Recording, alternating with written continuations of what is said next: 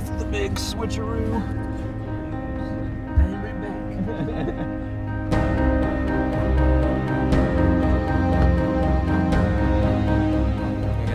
We're gonna bank it. Maybe take a couple of chances. Okay. If we do get busted, we do. But yep. It's about 25, 30 minutes left of sunlight, so let's see what we got.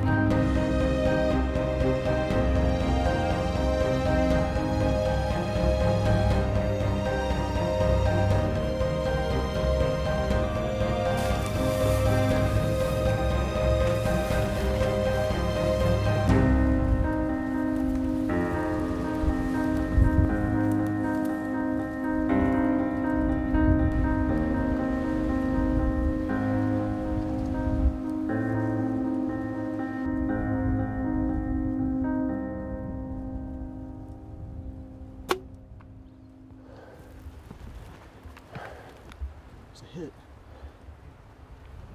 Did you see it? Go back. The essence of who we are and the realities in which we stand are evidence of things unseen. And the individual frames of our life that exist between the beginning and the end are influenced with purpose. They are the shadows of the substance. They are the moments that are leading us to hallowed ground.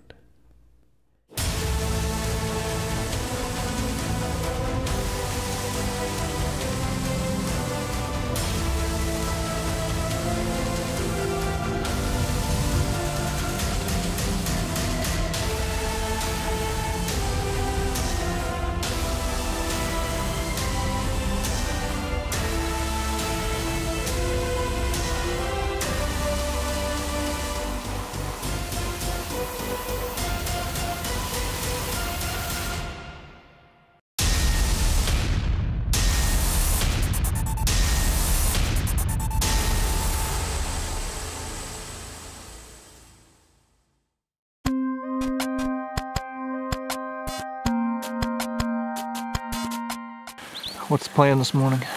Hopefully find that hartebeest soon, so these guys can get hunting. I feel bad.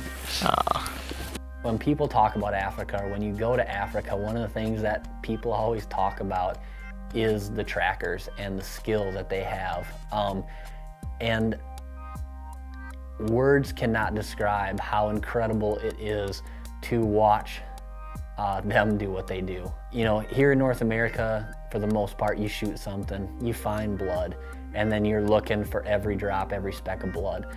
There would be blood on the ground, and what these trackers were looking for was the hoof prints left by the animal, because looking at the hoof prints, they could tell where that animal was hit, where it was most likely going, and maybe explaining that sounds simpler than it really is, but we're talking terrain that is hard, compact, dry ground with 1,000 tracks going every which way, and those guys can look down and see one track, and by the way it's pushed down, identify that that's the animal that you hit. Honestly, I would say that watching those trackers track a wounded animal was one of the most amazing things that I've ever seen in my whole entire life.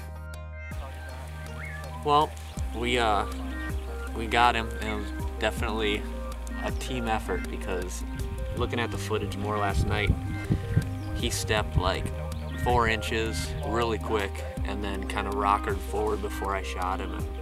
But regardless, he's dead now. He's past his prime, so it's a good one to be taken out. And ugly animal, but beautiful animal at the same time, so I'm pretty pleased with him.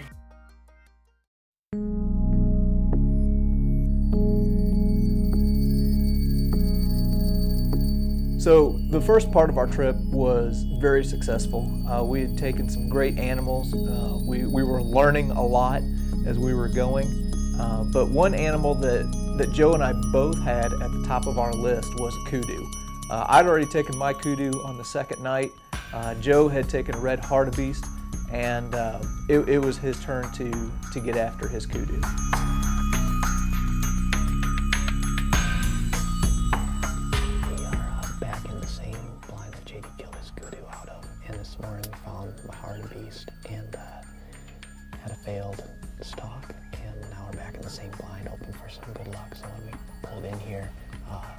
there were 3 kudus standing just outside of bow range, and it's about 2:15. We're going to sit it out until it gets dark, and hopefully between now and then,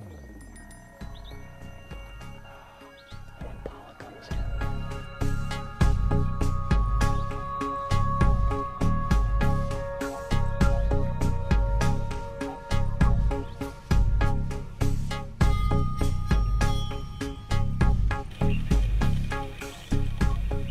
Going into the trip, kudu was definitely on the top of my list, or near the top of my list, of something that I would have loved to have the opportunity to harvest. JD had already killed his, and seeing that up close really just enhanced my drive to want to harvest one.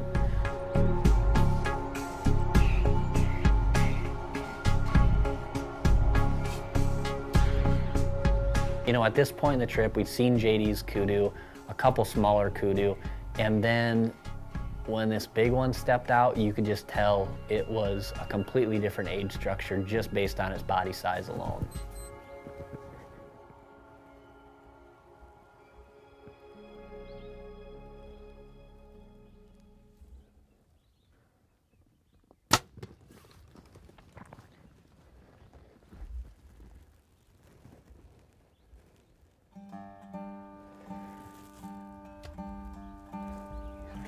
Pumping some blood when he left. That should, he was quartering ways, that should be hard. Out the other end. Those should be okay. Belly. But he's in trouble. Oh, he's big blood, big blood. I think we gotta give him a couple minutes. Yeah. Good job. It's a good looking bull. That got my heart pumping. I could hear you breathing heavy. Beep, beep. Yeah, I thought. Do this. Watch. Let's go. Beep, beep. Let's be stopped off. I didn't hear it. Yeah, it is. It's pretty zoned in. Good job. That felt good.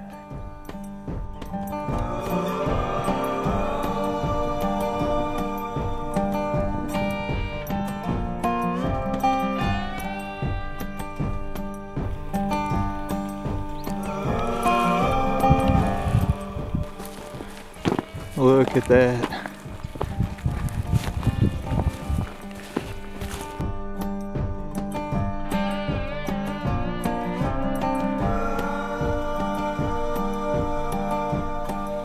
can see how he polished these ivory tips up. That's really cool. Yeah. That's really cool. That's a fine animal. But you can see he's also, look at his neck still. He was still chasing females. Yeah. He was still looking for a couple of females. When's their peak breeding? May. Okay. May is when they really start rumbling.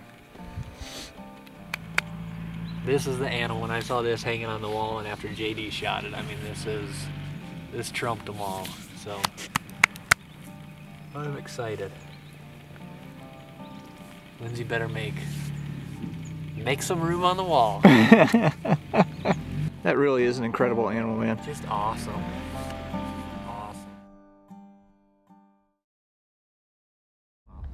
Kemp just spotted a buck up on this hill, and apparently they're really hard to kill with a bow. And I think it's going to be really hard to kill with a bow because there's like 40-mile-an-hour winds right now. One of the things that Joe and I were really committed to on this trip was to take as many animals as we could in a spot and stalk scenario. Really, we wanted to get out. We wanted to match wits with these animals. We wanted to be able to roam around the countryside and see things and explore. The problem was that the wind just became horrendous. You couldn't even draw your bow back and settle the pins on an animal that was 20 yards away. So we decided that probably the more ethical decision would be to go ahead and unpack a rifle and continue our hunting in that manner. We spot this big herd of blesbok, and you would think that with a rifle it would just be a cakewalk, but we got educated pretty quick. These animals have phenomenal eyesight. They run around in herds, so it's hard to slip up on them, and we didn't get within 300 or 400 yards a single time that day, and ended up going back with nothing. Crud. Well, our bow hunt just turned into a rifle hunt. Joe was supposed to be shooting this morning, but we got here up on this top and the wind is just whipping. So we're kind of in a situation where it's almost unethical to even hunt with a bow, just because it'd be hard to hold your sight pins in the right place. So Kemp just spotted some blessbok down here over this rise. I think we're gonna just slip right up here and see if we can get within range.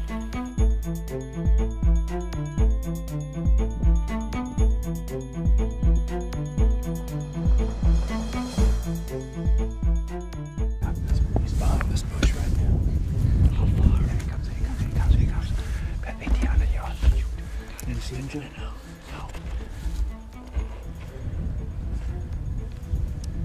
You see him, Joe? You see him? I'm on him now. You ready? See him on the point of his nose, on the point of his shoe, just like that.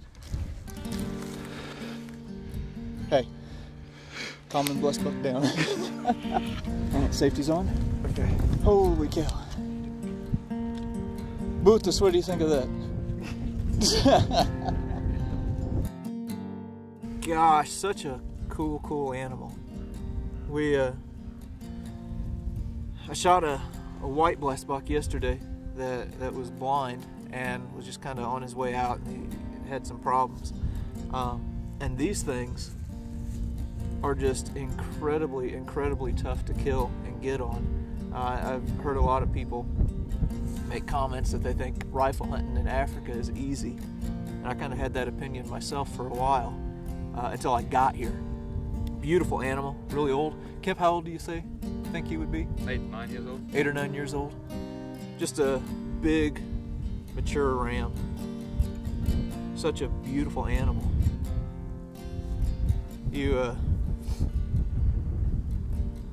kind of, coming from the Midwest, you think, you look at an animal like this, and you think, I don't think I'd ever want to hunt something like that. But then whenever you get out here and you actually see them and you actually start hunting them, you really learn to appreciate them a lot more, and they become really cool. And you start realizing that, even though you may have grown up whitetail hunting, the same God that created the whitetail and the elk is the same God that created, funny looking animal like a blessbok and kudu, and that they're all cool in their own right. Awesome animal. This has been one of the greatest trips I've been on.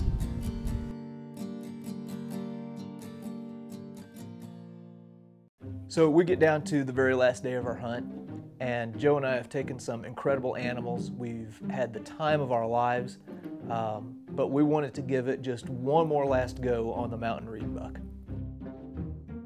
We're stalking through the grass and see a little bit of movement up ahead, and Kemp throws the binoculars up and turns around and said, "It's a mountain reed buck." And you can see his eyes get big, and he says, "It's a good one." So we start to make a stalk on this thing, get up to about 25 yards away, but on the opposite side of this bush.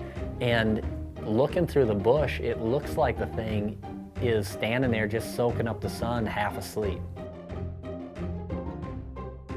We're sitting there for a half an hour, 40 minutes, trying to decide, do we just wait this thing out? And we're kind of getting a little bit relaxed ourselves. And all of a sudden, Kemp hits me, and this thing's walking right at us.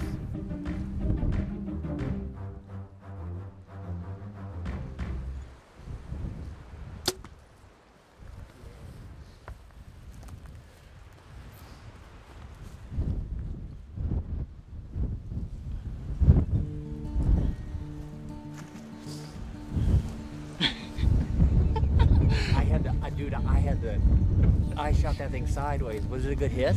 It looked like it. Well, I only stood here for 1 hour and 45 minutes. My legs are shaking and not... You hit that point where you're like, something comes in so quick where you don't have time to be nervous, and then it comes in quick enough where you have to settle yourself down, and then the time was like, let's get this over with now. 45 minutes of standing there. Legs are shaking from not moving. 5 days of stalking. Those little dirt. Good job. That's a big one, huh? Yes, sirree. That is a big one. Back home, you're used to walking up to an animal that's got 150 inches of antlers on its head. And walking up this mountain reedbuck was completely different. I mean, we're talking about 14 inches. Just something that you could easily take for granted. But then you walk up to it and see such a cool creature and just its compact size and how much respect they have for it and how difficult of a time we really had all week trying to harvest one. And even though it's little in your hands and little to hold for hero shots, just in the big picture of things, just a really cool animal to have an opportunity to harvest, just a really cool way to end the hunting portion of our trip.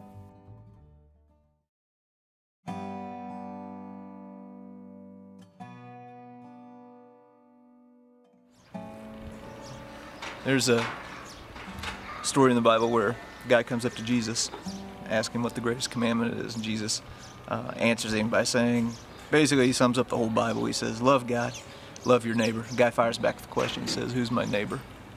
I think here we are 2,000 years later in this globally connected world. I think we're still asking ourselves, who's my neighbor? Is it the guy down the street, or can my neighbor be somebody around the world? Today we're helping our neighbor.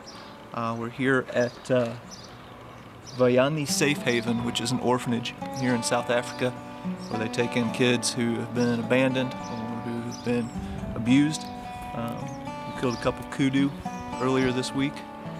Kudu have a lot of meat, and meat is something that these kids need. So hopefully the meat that we give here today is going to go a long way to feed and nourish these kids. Having the opportunity to go to Africa is something that was an incredible blessing. Not everyone has the opportunity to ever do that, and I'm thankful for it. Having the opportunity to harvest trophy animals was really cool, but having the opportunity to use the meat and the resources that God had provided us and give it to people who really, truly needed it was just an incredibly satisfying, humbling experience. Well, kind of wrapping up our hunt here in South Africa, and we're at a rural school just outside of Graaf-Reinet, where we've brought some of the kudu that Joe and I killed earlier this week. The kids at this school, I think they said there's 42 here that go to this place. This is the only meal that they get anytime during the day. So it's kind of an enticement for the kids to come, get an education, also get their bellies full. But the teacher was just telling me that once they get here in the morning, they'll give the kids a little bit of porridge, kind of get some food in their belly, and then they'll feed them later on in the day with the hopes that that's going to carry them through to the next day.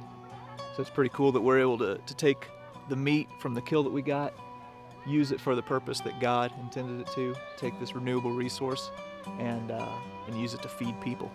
Pretty cool deal. I know that there's a lot of guys who say that they have no desire to hunt anything but whitetail and turkey, and that's completely fine, but that's just not me. This world is big, and it is filled with all kinds of different elements of God's creation. The whitetails and turkeys of the Midwest are always going to be our home.